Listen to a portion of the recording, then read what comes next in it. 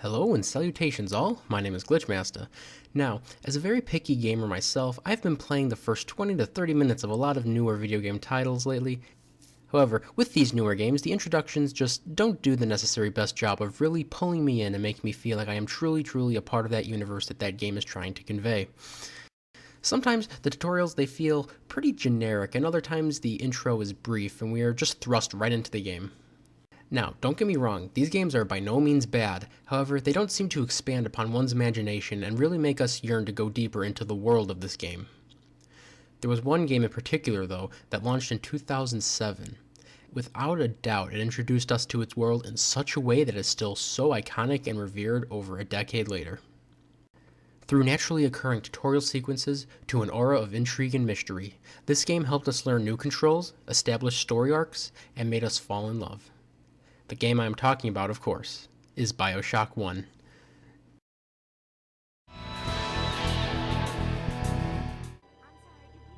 They told me, son, you're special. You were born to do great things. You know what? They were right. Welcome to Rapture. This underwater utopia world was designed by industrial mogul Mr. Andrew Ryan and sought after by smuggler kingpin Frank Fontaine. What was once deemed paradise has turned into absolute chaos and pandemonium. Splicers, the genetically modified civilians of Rapture, have abused the wonder substance known as Adam, which is gathered by little sisters who are protected by the iconic Big Daddies.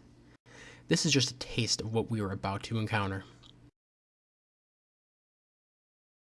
After the opening cutscene, we come to in the water and find that our plane has crashed near this mysterious lighthouse. It's dark and there is no chance for rescue. So for now, all that there is to do is just go into the lighthouse for shelter. As we move deeper and deeper into the lighthouse, we find that this is just no ordinary lighthouse. Slogans from an Andrew Ryan and banners and plaques summarizing the ideals of a place called Rapture, such things like science, art, business, etc., are all present.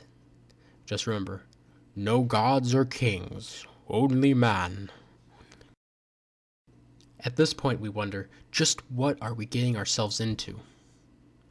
And then we walk into the bathysphere and hit the lever that completely changes the way we think about video game introductions. Now, you gotta remember at this point, a lot of gamers have absolutely no sympathy nor patience when it comes to the water levels of video games. So with Rapture truly being one big water level, this really needs to reel us in. I can safely say that it did that and then some. While we descend to the depths below, we also get more of a sense of the time period we are in with the projection video and voiceover work from Andrew Ryan on his introduction to Rapture that is played right inside the bathysphere. I am Andrew Ryan, and I'm here to ask you a question. Is a man not entitled to the sweat of his brow? No, says the man in Washington, it belongs to the poor. No, says the man in the Vatican, it belongs to God. No, says the man in Moscow, it belongs to everyone. I rejected those answers.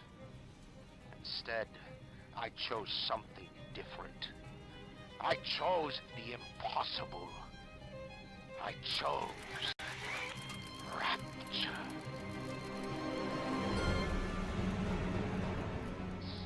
The projection ends, and we bear witness to the grand display of the deep Atlantic Ocean and the once beautiful underwater city of Rapture. The ocean life are swimming past everything, seemingly like they've already been used to Rapture being a part of their habitat. We also get to see just how big this city really is, and before we even get some time to play the game, we already have a major sense of scale. In a nearby bridge between buildings, we see a big silhouetted figure making repairs, but we still don't have a lot of information as of yet as to who or what this is. We then start to hear a voice beginning to break through our bathysphere's communications, and we float past signs of locations that we will soon encounter or venture past later in the game. Someone named Atlas knows the bathysphere is coming, and then we fade to black as the bathysphere enters inside Rapture. Once the bathysphere latches, we find Atlas's associate, Johnny, get backed right into a corner before getting completely mauled by what is known as a splicer. The splicer tries to get at us and screams at us before running off.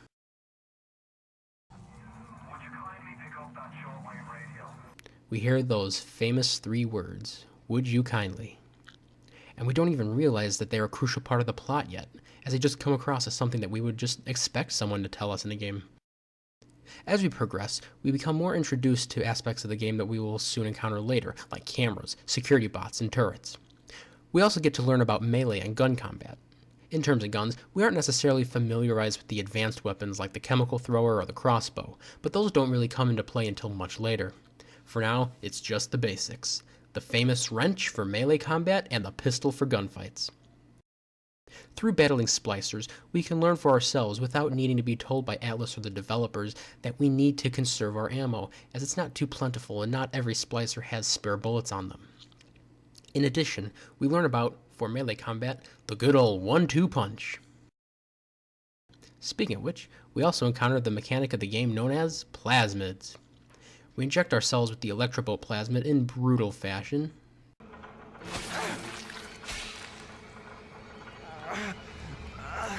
And then we get a fistful of lightning. We can electrocute enemies, power deactivated door switches, and shock the water with the enemies inside it. Before we are too overwhelmed with new features of the game, Bioshock lets us ease back into playing the game and test out our new electrobolt, wrench, and pistol for a little bit. If something happens to us while testing these out, then we can just learn about the Vita Chamber, which will bring us right back into the thick of things. Earlier, I mentioned the time period that this game takes place in and having a sense of where we are. And another subtle thing that helps us get into the world that we immerse ourselves into is the music. I'm not talking about the audio direction for the game, but the licensed songs of the era. The music is so calm and speaks of a different time that it provides an excellent juxtaposition of the struggle we currently find ourselves in. The scenery shows an area that was once seemingly beautiful, but has since gone straight to hell. We can find out more about just what occurred through the hidden audio logs located throughout the game. Another New Year's, another night alone. I'm out and you're stuck in Festus, working. Imagine my surprise. I guess I'll have another drink. Here's a toast to Diane McClintock, silliest girl in Rapture. Silly enough to fall in love with Andrew Ryan. Silly enough.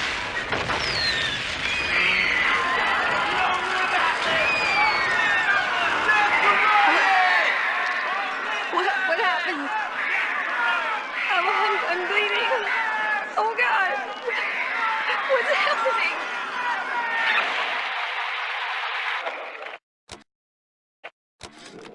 Hey, Brenda, you care to tell me why you've had a hole in the wall the size of Plymouth Rock coming out of your crapper going on 3 weeks now? Now, I ain't saying I'm Shakespeare, trying to run a respectable theater. I got working folk coming in from Port Neptune trying to catch a little diversion, and all they can think about is the stink coming out of your shitter. Get it fixed. We can find a few of them in this early area, and while these audio logs are mostly optional, they help supplement the already great storytelling and show us how we went from utopia to mayhem. Speaking of showing mayhem, we soon encounter a little sister doing her usual thing on a deceased splicer, reclaiming the atom right from the corpse. As we get closer to investigate, a splicer tries to sneak up and steal her atom, but not if the Big Daddy has anything to say about it. Once again, this is a great story piece that gives us a sense of this world we are in and also lets us know not to mess with the Big Daddy unless we are ready for the fight of our lives. After this point, it's more of the same from earlier, just being able to test out our weapons and plasmids against the splicers that are coming to kill us. Right as we fight our way past all enemies and make our way deeper into Rapture through the medical pavilion, we now find ourselves familiarized with the mechanics, both from being told what to do and from being able to easily figure it out on our own. We got enough practice to where we are comfortable for the next stages, but to where we don't become too overconfident in our abilities and want to be careful moving forward, especially against the powerful foes like the Big Daddy. This whole introductory sequence works so well on so many levels. We know where we are. We know who we are fighting against. We know what our mission and goals are for the most part. We know what we can do. We know where we can go. This game allows us to possess different playstyles and express ourselves through how we choose to play it. We have fun abilities to play around with from the plasmids, the basic and advanced weaponry, and the different forms of strategies to take into each individual encounter. Further into the game, we learn more about things like hacking, different splicer types, research, weapon upgrades, special ammo, supplemental tonics that boost our player's ability, etc. However, just in terms of basic training for the player and grabbing our attention and making us feel like we were a part of this world, I have to say this was a fantastic piece, and this whole section joins the rest of the game in terms of its critical acclaim as being one of the absolute best. At this point in the game, with us being so intrigued and wanting to keep playing, we don't even need to wait for Atlas to ask, "Would you kindly keep playing?" Thank you for watching my video. Would you kindly subscribe, leave a like, and share the video? Also, would you kindly leave a comment about your first experience playing Bioshock on this opening sequence, and just about your basic Bioshock memories in general? Alright, this is GlitchMasta. Thanks a lot for watching, everyone. Peace.